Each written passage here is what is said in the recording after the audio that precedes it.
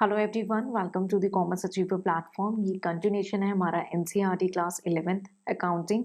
ठीक है, तो आज हम जो कवर अप करने वाले हैं बेसिक टर्म्स ऑफ अकाउंटिंग। काफ़ी इम्पॉर्टेंट है हमारा ये आज का सेशन। जितना ज़्यादा इम्पॉर्टेंट है उतना ज़्यादा इंटरेस्टिंग भी हो सकता है, ताकि आप उसे पार्टिसिपेट करें, ताकि हम मिल करके इसे इंटरेस्टिंग बनाएंगे। ठीक है, और थोड़ा सा लेंदी होगा। ठीक है, क्योंकि आज सारे बेसिक टर्म्स को हम अंडरस्टैंड करने वाले हैं। तो सबसे पहला जो आपका टर्म है एंटिटी। मेरी कोशिश रहेगी कि पहले मैं आपको ले लैंग्वेज में अंडरस्टैंड कराऊँ, आपकी डेली लाइफ से उससे कनेक्ट कराऊँ, एंड देन हम फिर वर्डिट्स को रीड करेंगे। ठीक है, एंटिटी मानी आप कोई भी जैसे ऑर्गेनाइजेशन है, ठीक है, मानिए आपके फादर की कोई कंपनी है, या आपकी खुद की कंपनी है, या मदर की कोई कंपनी है, ठीक है, या कोई इंडिविजुअल काम करते हैं, ऑर्गेनाइजेशन है, तो हम उसे क्या बोलते हैं? एंटिटी। उसे वो आपकी जो फादर की कंपनी या मदर की जो ऑर्गेनाइजेशन है, और मदर से दो डिफरेंट आइडेंटिटी है दोनों की। ठीक है, तो जो जिसमें काम कर रहे हैं, बुक्स ऑफ अकाउंट बन रही है, सारा लिखते हैं कितना प्रॉफिट हो रहा है, रोज कितना आ रहा है, कितना जा रहा है। ले लैंग्वेज में हम उसे जो है ऐसे अंडरस्टैंड करते हैं, और इसे हम बोलते हैं एंटिटी। एक बार रीडिंग करती हूँ, फिर आपको कनेक्ट कराऊंगी। Entity means a reality that has a definite individual existence. Business entity means a specifically identifiable business enterprise. एक जो स्पेसिफिकली आइडेंटिफाइबल हो। फॉर एग्जाम्पल, आपकी मदर ने कोई बिजनेस स्टार्ट हो किया हो, शी टुक एन रिटायरमेंट, फिर आप उसे ज्वाइन कर लो, तो बिजनेस एंटिटी जो है वो एग्जिस्ट कर रही होती है। ठीक है, सुपर बाजार है, ठीक है, आईटीसी लिमिटेड है, ठीक है, वी मार्ट होगा आपके आसपास, डी मार्ट होगा। ठीक है, so an accounting system is always devised for specific business entity which is also called as an accounting entity. तो एंटिटी की मीनिंग आई बिलीव आपको क्लियर हो चुकी हो। कोई डाउट है तो उसे अपने साथ लेके नहीं जाना है, उसे डिस्कस करना है। तो एंटिटी बोलें, बिजनेस एंटिटी बोलें, या अकाउंटिंग एंटिटी बोलें, तीनों एक ही चीज़ होगी। नेक्स्ट हम डिस्कस करते हैं ट्रांजैक्शन। हमने ऑलरेडी वैसे डिस्कस किया हुआ है कि ट्रांजैक्शन होता क्या है। कोई भी बिजनेस आप कर रहे हैं, या आपके मदर या फादर करते हैं, तो कई बार कुछ प्रोडक्ट को बाय करते हैं, कुछ सेल करते हैं, कुछ वेजेस पे किए जाते हैं, जिनको सैलरी दी जाती है, कुछ कुछ इलेक्ट्रिसिटी बिल पे किए जाते हैं, कुछ एसेट को परचेज करना है, तो उससे रिलेटेड बीच में जो ट्रांजेक्ट होते हैं उसे हम ट्रांजेक्शन्स बोलते हैं। ठीक है, so an event involving some value between two or more entity. ठीक है, it can be purchase of goods, आपने कोई गुड्स को परचेज किया। रिसिप्ट ऑफ मनी, आपने कोई मनी रिसीव की। पेमेंट टू द क्रेडिट, आपने कोई पेमेंट किया। incurring expenses etc. It can be a cash transaction or the credit transaction. So देखिए, ट्रांजेक्शन्स की कोई लिमिट नहीं है कि इसे इसी लैंग्वेज में करना है, वो कैश और क्रेडिट दोनों फॉर्म में हो सकता है। सो आई बिलीव आपको ट्रांजेक्शन की क्लियर हो चुके हो। माने आपके पॉकेट में से 1000 रुपीज़ है, तो आपको डिसाइड करना है कि वो 1000 रुपीज़ आप कैसे स्पेंड करते हैं, या उसे कैसे बढ़ाते हैं। बहुत सारे ऐसे स्टूडेंट हैं जो 1000 रुपीज़ को डिसाइड करते हैं कि चलो ठीक है, इसमें मैं 500 अपने पर्सनल एक्सपेंसेस के लिए और 500 मैं इन्वेस्ट करूँगा। तो आपने क्या किया, उसमें इन्वेस्ट किया, सपोज करो उसमें आपको डिविडेंड मिलता है, तो आपने रिसीव किए, तो ये इन बिटवीन सारे ट्रांजैक्शंस हो गए। ठीक है, नेक्स्ट, एसेट। बहुत ही इंपॉर्टेंट, बहुत ही कॉमन और बहुत ज़्यादा मिस्टेक होने वाली डेफिनेशन। एसेट, एसेट क्या है? जो ऐसी जगहों पे आपने पैसे लगाए, जो कि एक आपके पास एसेट, एसेट यानी एक ऐसा थिंग हुआ, एक जो आपके पास वो आपकी वैल्यू को इंक्रीज कर रहा है, या आपके पास एक सोर्स ऑफ इनकम उससे ला रहा है। अभी एग्जाम्पल के थ्रू कनेक्ट करूंगी। फॉर एग्जाम्पल, जो आपके सिम कार्ड्स हैं, ठीक है, आप जो मोबाइल फ़ोन में सिम कार्ड्स यूज़ कर रहे हैं, मे बी विद टाइम वो ई सिम में भी कन्वर्ट हो जाए, तो वो आपके लिए क्या होगा, और वो रिलायंस इंडस्ट्री या एयरटेल के लिए क्या होगा। ठीक है, फॉर एग्जांपल ये जो सपोज़ जो ये स्पेक्स है, मे बी इसका मे बी हम मान लेते हैं ये एक वो अच्छी मॉनेटरी वैल्यू का स्पेक्स है, तो ये मेरे लिए क्या होगा, यानी अगर आपके पास है तो आपके लिए क्या होगा, और किसी जो स्पेक्स में डील करता है पर्सन, जहाँ से हम बाय करके लाते हैं, ठीक है, उनके लिए क्या होगा। ठीक है, तो ये समझना बहुत इंपॉर्टेंट है। एसेट जो आपको इनकम दे रहा है, जिसकी वैल्यू बढ़ रही है। ठीक है, asset are economic resources of an enterprise that can be usefully expressed in monetary term। तो सबसे पहला ध्यान क्या रखना है, वो monetary term में होना चाहिए expression. Asset are the item of value used by the business in its operation. अगर हम बिजनेस के परस्पेक्टिव में एसेट को समझें, तो वो एक ऐसी चीजें हैं जो बिजनेस के ऑपरेशन में, बिजनेस में काम करने के लिए यूज होती हैं। ठीक है। फॉर एग्जाम्पल सुपर बाजार own a fleet of truck which is used by for delivering food stuff.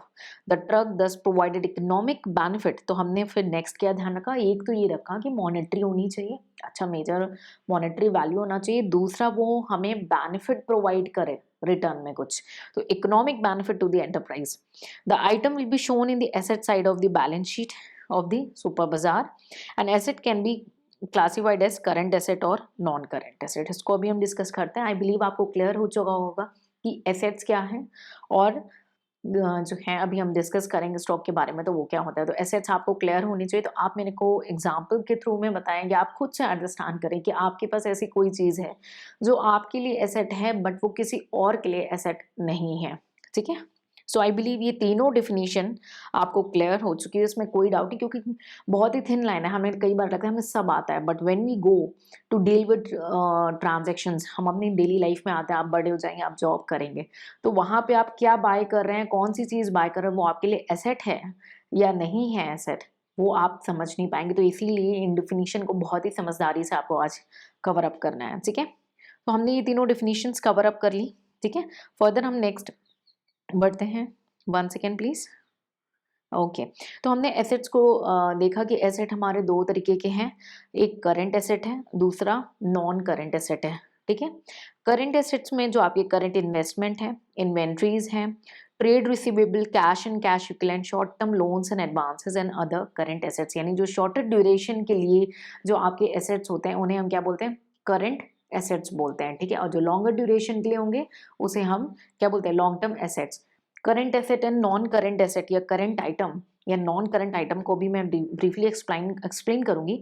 एक तो पहले जो हमारे करंट नेचर के होते हैं, ठीक है, करंट एसेट्स हो गए, तो वो क्या है, हमारे ऑपरेशन के लिए, हमारी ऑपरेटिंग साइकिल में यूज होते हैं. ठीक है. हमारे मतलब उसी बिजनेस के साइकिल में यूज होते हैं. ठीक है. उसके बाद 12 मंथ का उनका ड्यूरेशन होता है. ठीक है. With in 12 month, sorry, with in 12 month के अंदर आपका कोई भी ट्रांजैक्शन हो रहा है तो उसे हम करंट नेचर का मानते हैं. ठीक है. उसके बाद ट्रेडिंग के पर्पस के लिए वो हो रहा हो बिजनेस के. ठीक है. और कैश एंड कैश इक्विवेलेंट को हमने करंट एसेट्स माना है. ठीक है. अभी डोंट वरी, इसके मैं आपको डेफिनेशन से भी कनेक्ट करूंगी. फिर नॉन करंट के हुए जो 12 महीने से ऊपर के हुए. टेंजिबल एसेट, आपके टेंजिबल एसेट जो आपको दिखते हैं, टच होते हैं, प्लांट एंड मशीनरी, बिजनेस के व्यू पॉइंट से सोचिए, फर्नीचर बिजनेस के व्यू पॉइंट से सोचिए. ठीक है. इनटेंजिबल एसेट यानी गुडविल, ट्रेडमार्क, कॉपीराइट, ये क्या हो गया, intangible assets. Capital work in progress जो लॉन्गर ड्यूरेशन के लिए है. Intangible assets under the development. ठीक है. ये हो गया आपके फिक्स्ड एसेट्स का पार्ट. उसके बाद नॉन करंट इन्वेस्टमेंट है कोई लॉन्ग टर्म नेचर की.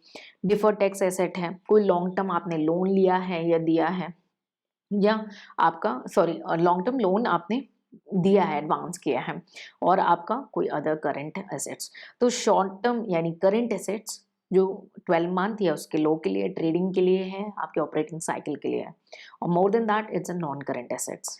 सो आई बिलीव आपको क्लियर हो चुका होगा. हमारे 3 टर्म्स को हमने कवर अप किया. सबसे पहले एंटिटी को समझा, जिसे हम बिजनेस एंटिटी और अकाउंटिंग एंटिटी भी बोलते हैं. फिर हमने समझा ट्रांजेक्शन क्या होते हैं.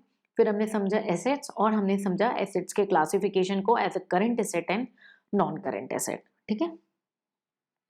नेक्स्ट हम डिस्कस करते हैं हमारा लाइबिलिटीज. ठीक है. कि लाइबिलिटीज क्या है भाई, कोई भी चीज जो हमारे ऊपर सरदर्द हो जाए वो लाइबिलिटी है. ठीक है. It's not about the relationship. तो लाइबिलिटीज क्या है, आपके ऑब्लिगेशंस, आपके ऊपर टेंशन. एक तरीके से हर वक्त लाइबिलिटीज को हम टेंशन नहीं मानते हैं, कई बार जरूरी है लाइबिलिटीज बिजनेस को रन करने के लिए. ठीक है. बट आपको उसे स्मार्टली मैनेज करना होगा. ठीक है. सो लाइबिलिटीज आर ऑब्लिगेशन और डेप्थ. ये ध्यान रखिएगा कि हम लाइबिलिटीज को हमेशा नेगेटिव सेंस में नहीं ले सकते हैं. Liabilities are good, but to the extent you can easily manage those liabilities to obligations, those debts. ठीक है. So liabilities are obligation or debt that an enterprise has to pay. किसका, आपने, आपके बिजनेस ने पे करना है. ठीक है. कभी भी, आज हो सकता है, एक हफ्ते बाद, महीने बाद, कुछ सालों के बाद, लेकिन एट सम टाइम आपको उसे पे बैक करना है, तो वो आपके लिए क्या हो गई, लाइबिलिटी हो गई. ठीक है. They represent creditors claim on the firms asset. ठीक है. तो उसे हम क्या बोलते हैं, क्रेडिटर क्लेम्स बोलते हैं. सो आई बिलीव आपको एक डॉट्स कनेक्ट हो रहे हो. ठीक है. Both small and big business find it necessary to borrow money at one time or the other and to purchase goods on credit. कई बार होता है कि या तो जो बिजनेसेस हैं वो लोन लेते हैं बैंक से या किसी इंस्टीट्यूशन से, ठीक। या कई बार क्या होता है गुड्स को जब परचेज करते हैं उसे क्रेडिट में उधार में बाय करते हैं। उधार में बाय करना यानी कि आपने गुड्स को बाय कर लिया और आपने बोला मैं कल पेमेंट करूंगा या कुछ हफ्तों बाद या महीनों बाद पेमेंट करेंगे आप। सो आपकी क्या होगी फ्यूचर में आपको पे करना है something at any time of time point of time. तो वो आपकी क्या हो गई लाइबिलिटी हो गई। क्लियर। एक बार एग्जांपल देख लेते हैं। Super bazaar for example purchase goods for 10,000 on credit for a month for fast food products, ठीक है। And if the balance sheet of super bazaar is prepared fast food product will be shown as creditor, ठीक है, क्योंकि उससे हमने उधार में bye किया। तो यहाँ पे आपने क्रेडिटर भी क्या होता है एक बार कॉलिंग कर लिया, ठीक है, जिनसे आप उधार में परचेज करके आ रहे हैं। और ये पूरा अकाउंट्स की जो डेफिनेशन आप समझ रहे हो ना, आप खुद को बिजनेसमैन समझो तब बहुत इजी तरीके से आपको अंडरस्टैंड हो जाएंगी, ठीक है। On the liability side of the balance sheet, if the super bazaar take a loan for a period of 3 years from say Delhi Cooperative Bank, then it is shown as liability in the balance sheet of super bazaar. Liabilities को भी हम दो part में classify करते हैं, non current and current. Current हमारी short term borrowing हो गई ट्रेड पे, other current liability in short term provisions, ठीक है। और लॉन्ग टर्म में आपकी हो जाती है long term borrowings, deferred tax liability, other long terms and long term provisions. इसको प्रोविजन क्या होते हैं लॉन्ग टर्म नेचर का, और भी कई चीज़ें हैं ना। आप ऐसे ही साथ में जुड़े रहें तो अकाउंट्स काफ़ी स्ट्रांग हो जाएगा आपका, ठीक है। और अकाउंटिंग या फाइनेंशियल या कॉमर्स की जो नॉलेज है ना, वो आपकी केवल एजुकेशनल क्वालिफिकेशन या जॉब के लिए नहीं, आपकी पूरी लाइफ आपको इससे, क्योंकि everything is all about money, ये उसमें आपको सेटल करे तो बेटर है आपने अच्छी अंडरस्टैंडिंग लेनी है। तो ये जो मैंने अभी आपको डिस्टिंक्शन बताया कि आप करंट एंड नॉन करंट के बीच में कैसे बाइफरकेट करेंगे। पहला वो हमारे ऑपरेटिंग साइकिल हमारे बिजनेस साइकिल में होना चाहिए, दो 12 महीने के अंदर होना चाहिए, ट्रेडिंग के लिए होना चाहिए और कैश इक्विवेलेंट को स्पेसिफिकली मेंशन किया गया है, ठीक है। तो ये बॉक्स भी आप ध्यान से कवर अप करेंगे। अब आपके फादर मदर या आपने कोई बिजनेस स्टार्ट किया और आपके पास कुछ पैसे थे कि चलो ठीक है अभी मैं अपने थोड़े से पैसे लगा के अपने बिजनेस को स्टार्ट करता हूँ या करती हूँ, कुछ समय बाद अगर ज़रूरत होगी तो या तो उधार पे परचेज लेके उसे रोटेट करूँगा और नहीं तो लोन ले लूँगा, ठीक है। तो हम जब खुद के पैसे अपने बिजनेस में लगाते हैं तो उसे क्या बोलते हैं कैपिटल, ठीक है। अमाउंट इन्वेस्टेड बाई ओनर, ठीक है, amount invested by the owner in the firm is known as capital.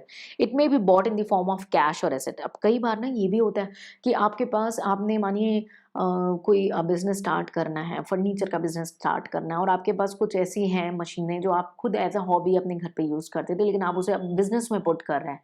तो आप ऐसा नहीं केवल कैश लेकर के आओगे या ऑनलाइन आपने क्रेडिट में पेमेंट पैसे ट्रांसफ़र कर दिए, आप स्टॉक भी ला सकते हो, कोई एसेट भी ला सकते हो। अपनी कोई अब अपनी आपकी लैंड पड़ी है खाली, आपने उसको यूज़ कर लिया। आपकी कोई बिल्डिंग है, उसको आपने यूज़ कर लिया। तो आप एज़ अ ओनर आपके पास बिल्डिंग है, आपने अपने बिज़नेस को बिल्डिंग दी, तो आप क्या हुए? आप ओनर थे, आपने बिल्डिंग दी, तो एक तरीके से आपने अपना कैपिटल कंट्रीब्यूट किया, ठीक है? एक कैपिटल और we can call it as a cash और अदर एसेट, ठीक है? सो कैश और asset by the owner of the business entity is an obligation, ठीक है। अब बिज़नेस के लिए आप तो ओनर हैं, लेकिन बिज़नेस के लिए वो एक सरदर्द है जो फ्यूचर में उसे सेटल करना है, एक ऑब्लिगेशन है, क्लेम है, ठीक है। एंड डिपेंड ऑब्लिगेशन और claim on the asset side of business, therefore it is shown as a capital on the liability side of the balance sheet. हम इसे लायबिलिटी साइड को क्यों दिखाते हैं? कैपिटल को क्यों दिखाते हैं हम लायबिलिटी साइड में? हम कैपिटल को इसलिए लायबिलिटी की साइड में दिखाते हैं क्योंकि बिज़नेस ओनर और बिज़नेस 2 अलग चीज़ें हैं, ठीक है। अभी फ्यूचर सेशंस में ना हम और भी थोड़ी सी चीज़ें कवर अप करेंगे जहाँ पे आपको क्लियर होगा कि हाँ भाई बिज़नेस ओनर और बिज़नेस 2 अलग आइडेंटिटी हैं, ठीक है। अब आपने ओनर ने अपने बिज़नेस को कोई कैश या कैपिटल दे दिया या कोई मनी दी या कोई एसेट दिया, वो बिज़नेस के लिए सरदर्द है, यानी ऑब्लिगेशन है, वो आपको कल पे करना पड़ेगा उसके बदले में। इसीलिए कैपिटल हमेशा हमारी लायबिलिटीज़ होती हैं। तो आपको रटना नहीं है कि कैपिटल लायबिलिटी है, कैपिटल लायबिलिटी, आपको अंडरस्टैंड करना है, आपको फ़ील करना है। और अगर फ़ील हो गया तो आगे बढ़ेंगे, नहीं तो क्वेरी है तो कमेंट सेक्शन में पूछिए। नेक्स्ट है हमारा सेल्स। सेल्स क्या होता है? आपके पास जितना जो गुड्स हैं या सर्विसेज, दोनों केस में ये होता है कि आप जो टोटल आउटपुट प्रोवाइड करते हैं वो आपका हो जाता है सेल्स, ठीक है। Sale is the total revenue from goods हो या सर्विस हो, जो भी टोटल रेवेन्यू आ रही है आपकी गुड्स या सर्विस से, ठीक है। वो आपका जो है क्या हो जाता है, सेल्स हो जाता है। तो गुड्स आपने सोल्ड किए होंगे और सर्विस आपने प्रोवाइड की होगी किसको। देखो ये ना कई बार स्टूडेंट कंफ्यूज हो जाते हैं, हम गुड्स सोल्ड करते हैं और हम सर्विस जो है प्रोवाइड करते हैं। आई बिलीव आपको गुड्स एंड सर्विस के बीच में क्लियरेंस हो, नहीं है तो एक वीडियो सेशन ऑलरेडी कवर्ड है, आप एक बार उसको देख लेंगे। सो गुड्स हम सोल्ड करते हैं, हम सर्विस जो प्रोवाइड करते हैं अपने कस्टमर को बाहर, ठीक है। तो क्या होगा, जो भी टोटल वैल्यू होगी उसका जो अमाउंट होगा उसे हम क्या बोलते हैं, टोटल रेवेन्यू, और ये कहलाता है सेल्स, ठीक है। ये कैश में भी हो सकता है और क्रेडिट में भी हो सकता है, ठीक है, क्योंकि क्रेडिट वाले को कल ना आके पेमेंट तो करनी है, ठीक है। तो ये हो गया हमारा सेल्स। आई बिलीव आपको क्लियर हो चुका हो और कोई भी डाउट ना हो, और अगर है तो उसे अपने साथ लेके नहीं जाएंगे, उसे क्लियर करेंगे। नेक्स्ट है हमारा रेवेन्यू। रेवेन्यू क्या होता है, देखिए हमने जो है कुछ प्रोडक्ट्स को सेल कर दिया, ठीक है, बिजनेस ने किसी भी प्रोडक्ट को सेल किया या कोई सर्विस प्रोवाइड किया, क्या हुआ, सेल। लेकिन मॉनेटरी फॉर्म में जो चीज़ें होती है, ठीक है, आपने रेंट रिसीव किया सपोज, ठीक है, आपको कोई कमीशन मिल रही, तो वो क्या हो गया, हमारे पास पैसे आ रहे हैं, तो ये सारी चीज़ें क्या हो गई, हमारी रेवेन्यू हो गई, ठीक है। तो सेल से होगा तो सेल्स रेवेन्यू, अदर किसी आइटम से होगा तो अदर रेवेन्यू, ठीक है। रेवेन्यू को इनकम भी बोला जाता है, ठीक है। तो these are the amount of the business earned, ठीक है, बिजनेस ने अर्न किया ऐसे बाय सेलिंग इट्स प्रोडक्ट और providing a service to the customer. अगर या तो प्रोडक्ट सेल किया कस्टमर को या कोई सर्विस प्रोवाइड की तो हम इसे क्या बोलेंगे, सेल्स रेवेन्यू, ठीक है। और अगर अदर आइटम ऑफ रेवेन्यू हो तो, जो कि लगभग हर बिजनेस में सेम होती है, आपको कई बार कमीशन मिलती है, इंटरेस्ट मिलता है, डिविडेंड मिलता है, ठीक है, आपको रेंट रिसीव होती है, ऐसे कई चीज़ें आपको और भी मिल सकती हैं। ये सारी चीज़ें क्या हो गई, आपकी रेवेन्यू हो गई। और यहाँ पे अकाउंटिंग टर्म में revenue is also called as a income, ठीक है। तो जो आपकी जेब भरता जा रहा है उसे हम क्या बोलते हैं, रेवेन्यूज बोलते हैं। क्लियर है। Next expense. एक्सपेंस हमारा क्या है, जो बिजनेस ने अपनी रेवेन्यू को, अब हमारे जैसे ना आप कोई भी हो, आपने कोई चीज़ बाय करी है और उसे कुछ समय बाद बेचा है, ठीक है, तो आप ये सोचो ना मेरा फ़ायदा हुआ या नुकसान हुआ। हर चीज़ में सोचते हैं भाई फ़ायदा कितना है, नुकसान कितना है ना। तो अगर हमें वो रेवेन्यू लेने के लिए, वो इनकम लेने के लिए कुछ खर्चे करने पड़ रहे हैं, उस इनकम को लाने के लिए कुछ खर्चे करने पड़ रहे हैं, उसे हम बोलते हैं एक्सपेंस। क्लियर है। एक बार अंडरस्टैंड करते हैं फिर मैं आपको कनेक्ट करूंगी। Cost incurred by business in the process of earning revenue. तो रेवेन्यू साइड को, इनकम को अर्न करने के लिए जो एक्सपेंस हो रहे हैं उसे क्या बोलते हैं, एक्सपेंसेस बोलते हैं। Generally expenses are measured by the cost of asset consumed, ठीक है, आपने जितना एसेट को कंज्यूम्ड किया है, और services used during an accounting period. तो क्या होते हैं expenses, cost of asset consumed, ठीक है, या आपने सर्विसेज यूज़ की। सर्विसेज क्या यूज़ करते हैं, इलेक्ट्रिसिटी, रेंट, वेजेस, ये सर्विसेज है, आपने किसी से सर्विस ली और उसके बदले में खर्चा किया, पेमेंट करी है ना। और सैलरीज हो गया, हीटर कॉस्ट हो गया, ठीक है, लाइट एंड इलेक्ट्रिसिटी हो गया। और एसेट यूज्ड, यानी हम जब एसेट को यूज़ करते हैं ना, तो ऑब्वियसली एसेट पुरानी होती जाती है उसकी वैल्यू, तो उसको हम बोलते हैं डेप्रिसिएशन। और डिटेल में डिस्कस करेंगे डेप्रिसिएशन क्या होता है, अभी जस्ट आप ब्रीफ समझो कि कोई भी चीज़ हम लगातार यूज़ कर रहे हैं तो उसकी वैल्यू तो कम हो रही है ना, और कई बार एसेट भी खराब होता चला जाता है, तो धीरे धीरे जो वैल्यू गिरती है उसको हम बोलते हैं डेप्रिसिएशन, ठीक है। तो एक्सपेंस क्या हुआ, जो हमारे रेवेन्यू को अर्न करने में मदद करता है ना, जो आपकी एसेट यूज्ड होती है या आप सर्विस यूज करते हैं, ठीक है, एसेट आपने कंज्यूम की या सर्विस यूज की, वो दौरान में जो भी चीज़ें आप पे करते हैं वो कहलाता है एक्सपेंस। सबसे कॉमन गैप है एक्सपेंस और एक्सपेंडिचर का, ठीक है। तो एक्सपेंडिचर क्या होता है, एक्सपेंडिचर क्या है, आप जो है कोई मनी स्पेंड कर रहे हैं या किसी भी तरीके की एक नई लाइबिलिटी ले रहे हैं, ठीक है, तो उसे हम बोलते हैं एक्सपेंडिचर, ठीक है। बहुत मोटे अमाउंट होती है ये जनरली, स्पेंडिंग मनी और incurring liability for some benefit, आपको कुछ बेनिफिट तो मिलेगा उससे, कोई भी ऐसे तो पैसा नहीं खर्च करता, ठीक है। फॉर द बेनिफिट सर्विस और property received is called expenditure, यानी आपने कोई गुड्स को परचेज किया है, आपने मशीन फर्नीचर परचेज किया, ये सारी चीज़ें क्या हो गई, एक्सपेंडिचर हो गई, ठीक है। क्यों, क्योंकि इसका जो बेनिफिट है ना एक्सपेंडिचर का, ये एक साल के अंदर अंदर एग्जॉस्ट हो जाता है, ठीक है, सॉरी, एक साल के बाद तक कंटिन्यू रहता है, और जो एक साल के अंदर एग्जॉस्ट हो जाए उसे हम एक्सपेंस बोलते हैं। So if the benefit of the expenditure is exhausted with in a year, ठीक है, एक साल के अंदर, सो हम कह सकते हैं benefit exhaust within a year. तो ये क्या हो गया हमारा expense within a year is treated as an expense और called as a revenue expenditure. ठीक है, रेवेन्यू एक्सपेंडिचर या एक्सपेंस। और on benefit of an expenditure last for more than 1 year treated as an asset. उसे asset मान लिया जाता है, यानी कैपिटल एक्सपेंडिचर मान लिया जाता है। ठीक है, तो जो विद इन 1 ईयर में कंज्यूम होती है like salary, wages, electricity, lighting, वो क्या हो गई रेवेन्यू एक्सपेंडिचर। तो यानी हमारा एक्सपेंडिचर क्या हुआ, दो तरीके का हुआ, रेवेन्यू और कैपिटल। रेवेन्यू वाले को हम क्या बुलाने लगते हैं, एक्सपेंस। ठीक है, और कैपिटल वाले को हम किस में ट्रांसफर कर देते हैं, एसेट में। क्लियर है? ओके। नेक्स्ट है प्रॉफिट। तो हमने कहा जो इनकम है और जो रेवेन्यू है वो सेम है। ठीक है, अब प्रॉफिट कैसे आएगा, हमने जो हमारा रेवेन्यू आया है ड्यूरिंग द पीरियड उसमें से हमने जो रेवेन्यू एक्सपेंडिचर या एक्सपेंसेस उनको माइनस किया तो हमारा प्रॉफिट निकल आता है। एक्सेस ऑफ रेवेन्यू, ठीक है, for a period over its related expense during a accounting year. ठीक है, ये ध्यान रखना है उसी सेम अकाउंटिंग ईयर में।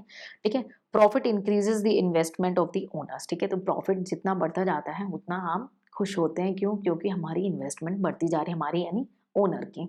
क्लियर है? Next gain. गेन क्या होता है, जनरली जो हमारा इंसिडेंट मतलब बहुत ही रेयर केस में होता है, इंसिडेंटल होता है हमारे बिजनेस से रिलेटेड, तो उसे हम गेन डिफाइन करते हैं। A profit that arises from event या transaction which are incidental to the business। ठीक है, तो जो आपके इंसिडेंट हो, रेगुलर ऑपरेटिंग साइकिल का पार्ट नहीं हो, बहुत ही इंसिडेंटली ऑकर्ड हो, आपने फिक्स्ड एसेट रोज रोज थोड़ी नहीं बेचोगे, कभी कभी बेचोगे, तो सेल ऑफ फिक्स्ड एसेट हो गया। ठीक है, आपके एसेट की वैल्यू बढ़ गई, लैंड की वैल्यू, तो ये कभी कभी हो रहा है ना, बहुत ही रेयर केस में हो रहा है। आपके बिजनेस का ये नहीं है मेन काम, आपके बिजनेस कुछ और है, लेकिन ये आपके बिजनेस से रिलेटेड एसेट है जो आपको एक जो है गेन अराइज करने में मदद कर रहे हैं। ठीक है, सो आपने कोई कोर्ट केस चल रहा था, आपके फेवर में हो जाता है और आपको बहुत सारे पैसा मिल जाते हैं, तो ये इंसिडेंटल है, अचानक से हो रही है चीजें। ठीक है, तो इसे हम क्या बोलेंगे, गेन बोलेंगे। तो प्रॉफिट क्लियर होना चाहिए, गेन क्लियर हो गया, रेवेन्यू क्लियर हो गया। ठीक है, इन तीनों में जनरली जो है स्टूडेंट्स को कंफ्यूजन होती है, इसलिए मैं बार बार आपको बता रही हूँ। एक्सपेंस एंड एक्सपेंडिचर में कंफ्यूजन होती है, तो वो भी आपको सेटल रखना है माइंड में। नेक्स्ट है लॉस। क्या होता है, ठीक है, लॉस मीन्स जब हमारा एक्सपेंस ज्यादा हो जाए। ठीक है, so expense for a period over its related revenue. ठीक है, तो रेवेन्यू और अगर हम एक्सपेंस को कंपेयर करें और खर्चे ज्यादा हो गए जेब से, तो हम इसे क्या बोलेंगे, लॉस बोलेंगे। It decreases the owner equity. Obviously जब लॉस होता है तो हम सैड हो जाते हैं, और क्यों, क्योंकि हमारी मार्केट में ऑब्लिगेशंस बढ़ जाती हैं, तो ये हमारी ओनर का जो इक्विटी है, हमारी जो ओनरशिप है, उसे रिड्यूस करता है। It also refers to a money or money worth lost without receiving any benefit in return. Cash or goods lost by theft or fire accident. It also include loss on sale of fixed assets. Clear? तो आई believe आपको clear हो चुका होगा कि हमने loss को क्या understand किया है। ठीक है, ज़्यादा और टर्म्स नहीं है। ठीक है, 8 मोर टर्म्स। डिस्काउंट, ये तो सबसे पसंदीदा होता है, जब भी कुछ बाय करना चाहते हैं डिस्काउंट तो चाहिए, है ना। So discount is the deduction in the price of goods sold. It is offered in a two way, offering deduction of agreed percentage. ठीक है, तो अगर एग्रीड परसेंटेज फॉर्म में डिडक्शन मिल रहा है तो ये जो एग्रीड परसेंटेज है, जो प्राइस लिस्टेड होता है, ठीक है, at the time of selling of goods, जब गुड्स सेल हो रहा है, is a way of giving discount. इसको बोलते हैं ट्रेड डिस्काउंट। क्यों, क्योंकि हम चाहते हैं हमारी सेल बढ़ जाए, तो हम परसेंटेज वाइज देते हैं। तो डिस्काउंट हमारा क्या हुआ, अगर ट्रेड वाला है तो हम क्या देखेंगे, ये परसेंटेज वाइज मिलता है हमारे लिस्ट प्राइस पे। किस पे, लिस्ट प्राइस पे, जब हम गुड्स को सेल कर रहे होते हैं। ठीक है, it is generally offered by manufacturer to the wholesaler और बाय होलसेलर टू रिटेलर। ठीक है, तो ये generally manufacturer wholesaler wholesaler retailer को देता है। After selling the goods on credit basis, the debtor में गिव अ सर्टेन डिस्काउंट। ठीक है, अब कई बार क्या होता है, क्रेडिट पे कोई सेलर है ना, वो गुड्स को सेल कर रहा है और डेटर को बोलता है कि भाई ऐसे पेमेंट कर दोगे तो तुम्हें डिस्काउंट मिलेगा, तो certain discount in the amount due if they pay the amount within the stipulated time or earlier, कि बोला कि भाई इतनी जल्दी पेमेंट कर दो तो तुम्हें कुछ फायदा दूंगा। तो ऐसे टाइप के डिस्काउंट को हम क्या बोलते हैं, कैश डिस्काउंट। ठीक है, तो दूसरा हमारा क्या कहला है, कैश डिस्काउंट, जो क्रेडिट सेल पे मिलता है। क्रेडिट सेल, ठीक है। So give me a moment. Selling the goods on credit basis, the debtor may give a certain discount in amount due in case if the amount within the stipulated period or earlier. यानी आपने समय से पहले payment कर दिया, उसके बताए हुए समय पे पेमेंट कर दी तो उसने बोला मैं आपको डिस्काउंट दूंगा। This deduction is given at the time of payment. तो पहला डिफरेंस क्या हुआ भाई, हमें ट्रेड डिस्काउंट कब मिलता था, सेल के टाइम में, लेकिन कैश डिस्काउंट कब मिल रहा है, पेमेंट के टाइम में। वहाँ पे होलसेलर से मैन्युफैक्चरर से होलसेलर, होलसेलर से रिटेलर की बात है। यहाँ पे डेटर और क्रेडिटर रिलेशन इन्वॉल्व है, वहाँ पे परसेंटेज ऑफ लिस्ट प्राइस है, ठीक है। So cash discount can be incentive that encourage the prompt payment, ठीक है। तो ये क्यों है, वो सेल्स इंक्रीज करने के लिए, ये प्रॉम्प्ट पेमेंट करने के लिए। तो मैंने आपको डिफरेंसेस भी यहाँ पे बता दिए, क्लियर, ओके। नेक्स्ट है वाउचर। भाई हम जो भी लेन देन कर रहे हैं, सेल परचेज कर रहे हैं ना, तो उसके लिए एक डॉक्यूमेंट प्रिपेयर होता है कि भाई सबूत तो हो कितना सेल हुआ, कितना परचेज हुआ, है ना, कहाँ से आइटम मूवमेंट हो रहा है। तो ये एक एविडेंस का काम करते हैं, ठीक है। So the documentary evidence that support of transaction is known as voucher. For example if you buy goods for cash we get a cash memo. अगर हमने गुड्स को कैश में बाय किया तो हमें कैश मेमो मिलता है, but when we buy a goods on credit we get a invoice, ठीक है। And likewise we get some kind of receipts। तो ये सबूत का काम करता है, एक सपोर्टिव एविडेंस का काम करता है, ठीक है, वाउचर। नेक्स्ट है गुड्स, ठीक है। तो गुड्स और स्टॉक में और एसेट में जनरली स्टूडेंट कंफ्यूज हो जाते हैं। तो गुड्स क्या है आज हम अंडरस्टैंड करते हैं। गुड्स में यानी जो आपकी बिजनेस डीलिंग से रिलेटेड है, ठीक है।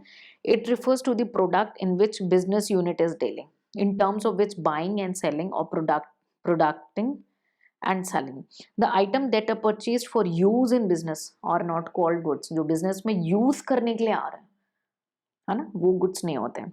For example, furniture dealer purchase for chair and table is termed as good, while for other it is a furniture and treated as an asset, ठीक है।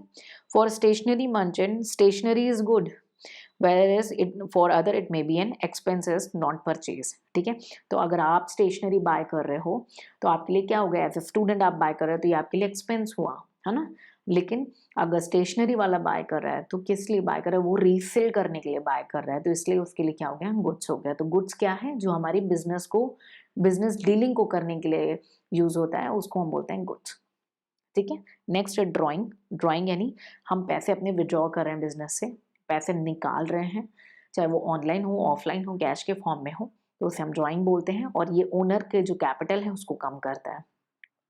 तो ओनर के कैपिटल को लॉस की वजह से भी कम होती है कैपिटल, और ड्राइंग की वजह से भी। विड्रॉल ऑफ मनी, ठीक है, और गुड्स, ठीक है। तो मनी और गुड्स दोनों विड्रॉ पॉसिबल है from the owner of the business for personal use. ये बहुत इंपॉर्टेंट पॉइंट है, अपने खुद के यूज के लिए, इसलिए इसका नाम ही है ड्राइंग, जब हम खुद के यूज के लिए विड्रॉ करते हैं। Drawing reducing investment of the owner, ठीक है। नेक्स्ट परचेजेस, ठीक है। परचेज क्या है, जो भी आप गुड्स बाय करते हैं बिजनेस के लिए उसे सॉरी परचेजेस बोलते हैं। Purchases are the total amount of goods procured by a business on credit and on cash, दोनों फॉर्म में, for use भी for sale भी, ठीक है। तो उसे हम क्या बोलेंगे, परचेज। ट्रेडिंग कंसर्न में क्या है, purchases are made for merchandise for resale. जो ट्रेड करता है वो रीसेल के लिए रखता है, ठीक है, चाहे वो प्रोसेसिंग करे या विदाउट प्रोसेस, फर्दर प्रोसेस। आपने पेन ली और आप एक ट्रेडर हो, ट्रेडर यानी जो बीच के हैं बंदे, जो मैन्युफैक्चर से बाय करते हैं और किसी और को सेल करते हैं, होलसेलर भी हो सकते हैं। जो अगर ट्रेडिंग कर रहा है तो वो प्रोसेस के बिना भी दे सकता है, हो सकता है इस पेन को और डेकोरेटिव करके तब दे, यानी प्रोसेसिंग करके दे, है ना। तो उनके लिए क्या हुआ, परचेज हुआ। अगर हम यही मैन्युफैक्चरिंग कंसर्न के बारे में पूछे तो रॉ मटेरियल वो परचेज करते हैं, उसे प्रोसेस करते हैं, फिनिश गुड्स बनाते हैं और सोल करते हैं, ठीक है। सो परचेज भी हमारी कैश और क्रेडिट दोनों फॉर्म में हो सकती है। तो परचेज क्या हुआ, जो भी गुड्स आप बाय कर रहे हैं, अगर आप एक रिटेलर हैं, ट्रेडिंग कंसर्न है, ट्रेडिंग ट्रेडिंग यानी जो ट्रेड करते हैं बिजनेस का, ठीक है। तो आपने क्या किया, एक से लिया और सेम गुड्स भी दे दिया, या हो सकता है आपने एक कोई गुड परचेज किया, उसे थोड़ा सा और सुंदर बना दिया और यूजेबल बना दिया और फिर सेल किया, ठीक है। हो सकता है एग्जाम्पल एक लेती हूँ कि कई बार क्या होता है, आप मकई ले लेते हैं, ठीक है, मकई आपने ले लिया तो आपने परचेज किया। अब आप मकई को डायरेक्ट भी सेल कर सकते हो, मकई का आटा बना के भी सेल कर सकते हो। तो ये विद प्रोसेसिंग क्या हुआ, आटा हुआ, और विदाउट प्रोसेसिंग डायरेक्ट मकई हुआ, क्लियर। और अगर मैन्युफैक्चरर हो तो क्या होगा, आप पहले मटेरियल को लोगे बाहर से, फिर उसे फर्दर प्रोसेस करोगे और कुछ बनाओगे उसका, फिर लाइक आपने कॉटन का कपड़ा लिया, फिर आपने शर्ट या टी शर्ट्स बनाई, ठीक है, उसका फिनिश गुड्स बना लिया और फिर उस शर्ट को बेच दिए, तो आप मैन्युफैक्चरर हो गए। सो आई बिलीव परचेजेस आपको क्लियर हो गए। ये से हम कैश और क्रेडिट दोनों फॉर्म में कर सकते हैं। Next is stock. स्टॉक यानी जो कि आपके हैंड में है, विच इज इन्वेंट्री, ठीक है, जो कि स्पेयर पार्ट है और एक छोटे छोटे आइटम्स हैं आपके हाथ में, उसे हम बोलते हैं स्टॉक। स्टॉक और इन्वेंट्री दो अपोजिट नेम है, मतलब सॉरी सेम नेम है विद डिफरेंट आइडेंटिटी, मतलब कई बार स्टॉक भी बोलते हैं, कई बार inventory, both are same. Okay, it is a measure of something on hand goods, spare or other items in a business. It is called a stock in hand. ठीक है। In trading concern the stock on hand is amount of good which is lying unsold at the end of the accounting है। तो अगर हम trading concern के बारे में बात करें तो जिनका बुक्स ऑफ अकाउंट में at end of the year कुछ रह जाता है तो हम उसे क्या बोलते हैं, स्टॉक इन हैंड, यानी क्लोजिंग स्टॉक उनके पास पड़ा हुआ है। ठीक है, ये ट्रेडिंग कंसर्न के लिए हुआ जिसको हम एंड इन्वेंट्री कहते हैं। मानिए आपके फादर है, बिजनेस कर रहे हैं, आप कर रहे हो या मदर कर रहे हैं और एक साल आपने डिसाइड किया कि भाई हम 31 मार्च को अपनी बुक्स को क्लोज कर रहे हैं, तो कितने प्रोडक्ट आपके बचे रह गए वो आपकी क्लोजिंग इन्वेंट्री हो गई। ठीक है, उसे हम आपको क्लोजिंग इन्वेंट्री बोलते हैं the end of the accounting year.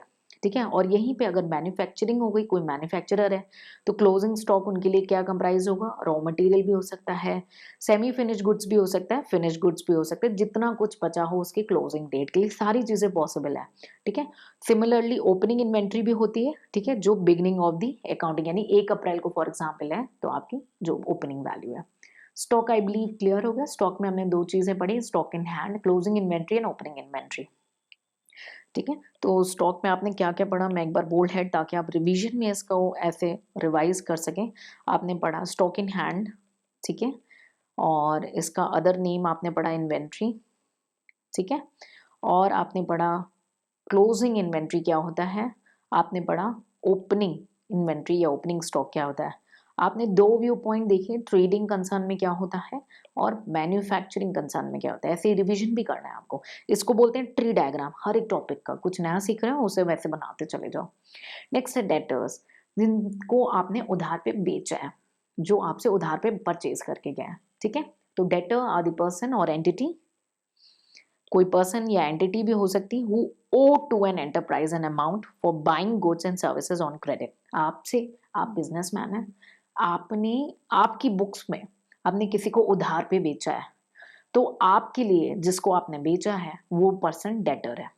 फिर से बताऊंगी, आपने किसी को उधार पे कोई गुड्स बेचे हैं, ठीक है, और जिसको बेचे हैं ना, सपोज मिस्टर ए को बेचे हैं, तो मिस्टर ए आपके लिए डेटर हो जाएंगे।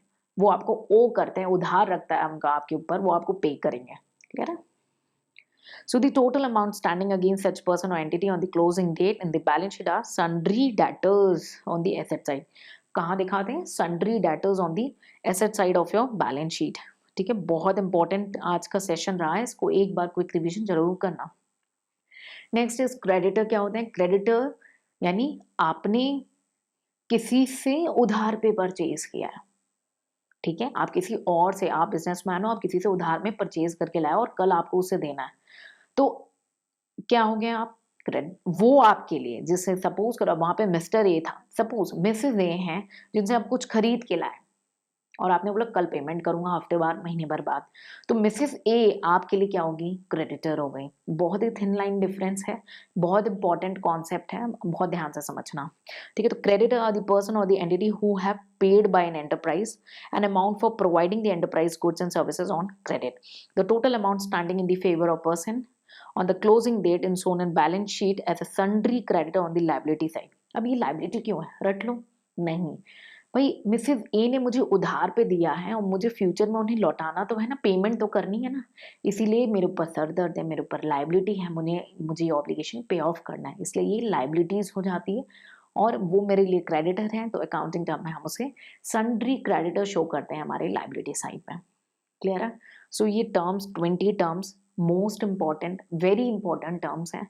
कोई डाउट है 100 बार पूछो, लेकिन अपने साथ ना प्लीज क्वेरी मत लेके जाना, क्योंकि इन टर्म्स पे आपकी एंटायर लाइफ डिपेंड है। आप एग्जाम क्वालिफाई कर रहे हो, अपनी पर्सनल लाइफ को कैरी कर रहे हो, आपको अकाउंट्स की नॉलेज काफी स्ट्रांग होनी चाहिए और मेरी कोशिश यही है इस प्लेटफॉर्म पे कि I can give you the best what I have. But I can give you only if you want it and if you want to take it. तो कोई भी क्वेरी रह जाती है उसे कमेंट सेक्शन में पूछ के क्लियर करो। मिलेंगे नेक्स्ट सेशन में, कुछ नया सीखेंगे। Till then take care, bye bye and Jai Hind.